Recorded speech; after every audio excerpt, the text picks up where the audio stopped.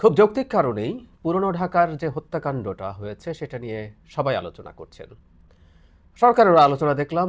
উপদেষ্টা জনাব আসিফ নজরুল বলছেন যাদেরকে গ্রেফতার করা হয়েছে তাদেরকে বিশেষ ট্রাইব্যুনালে বিচার করবে, দ্রুত বিচার ট্রাইব্যুনালে।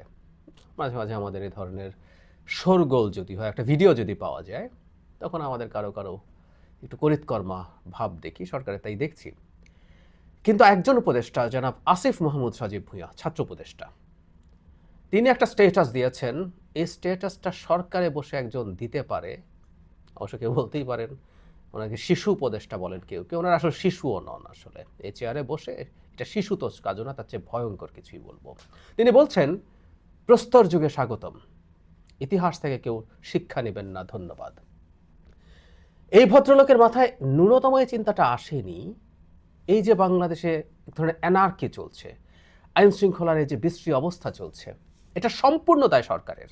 মানে একটা সরকার কারো সদিচ্ছার উপরে রিলাই করবে না, সরকার রিলাই করতে পারে না যে কেউ চুরি করবে না। সে কারণেই সরকার যেটা চেষ্টা করবে, সরকারের আইন শৃঙ্খলা রক্ষাকারী বাহিনী আছে, যে বাহিনীগুলো জনগণের টাকায় পোষা হয়, সেই বাহিনীগুলো পদক্ষেপ নেবে, ব্যবস্থা নেবে, এটাই হচ্ছে নিয়ম। ঠিক একইভাবে বিএনপি চাঁদাবাজি করছে না বিএনপি খুন করছে নাকি জামায়াত এনসিপিকে কি করছে, এটা দেখার তো কোনো কারণ আসলে জনাব সজীব ভূঁইয়ার ছিল না।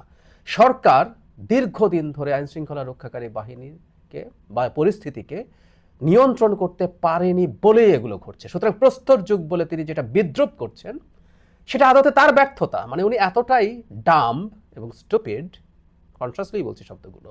ওই চেয়ারে যখন বসবেন, কার বয়স কত আসলে আমরা হিসাব করবো না, দেশের অত্যন্ত টার্ময়েলের একটা টাইমে তারা সেখানে বসেছেন, ডক্টর ইউনূস তাদেরকে বসিয়েছেন।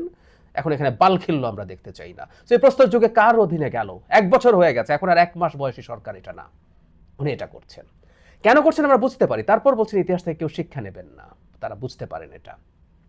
ঘটনাটা হচ্ছে, এটা একটা রাজনৈতিক বক্তব্য হলো, খুব এনসিপি জামায়াত টাইপ বক্তব্য হলো। কারণ যেহেতু এই ঘটনায় বিএনপি জড়িত, বিএনপিকে আমরা স্ট্রংলি কন্ডেম করেছি এবং বিএনপির কী কী করা উচিত সেটা নিয়ে সকালেই ভিডিও আপলোড করেছি।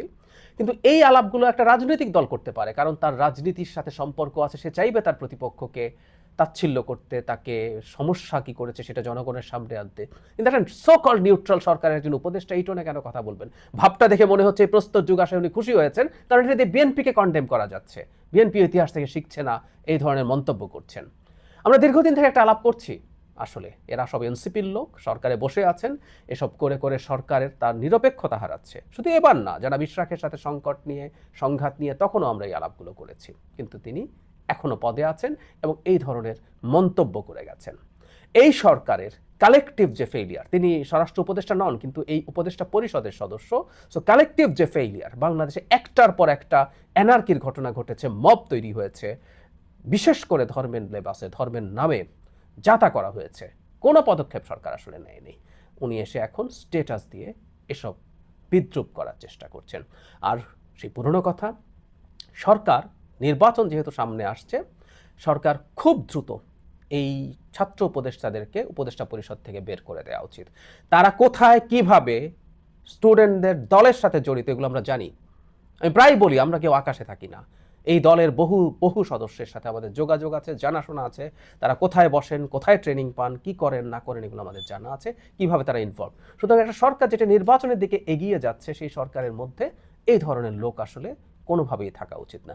অ্যাজ আর্লি অ্যাজ পসিবল এদেরকে আসলে বের করে দেওয়া উচিত এবং থেকে সরকারকে নানাভাবে প্রশ্নবিদ্ধ করছেন।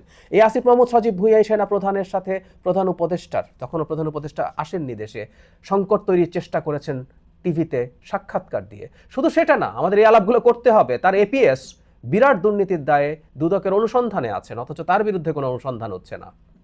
এপিএসের হ্যাডাম বা পাওয়ার, ক্ষমতা আদতে উপদেষ্টার ক্ষমতা থেকেই আসে।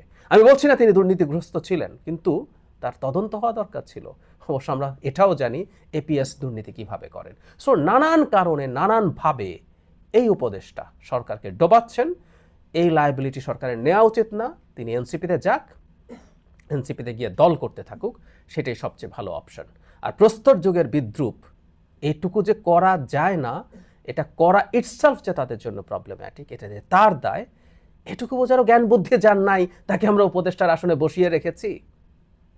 Very very frustrating.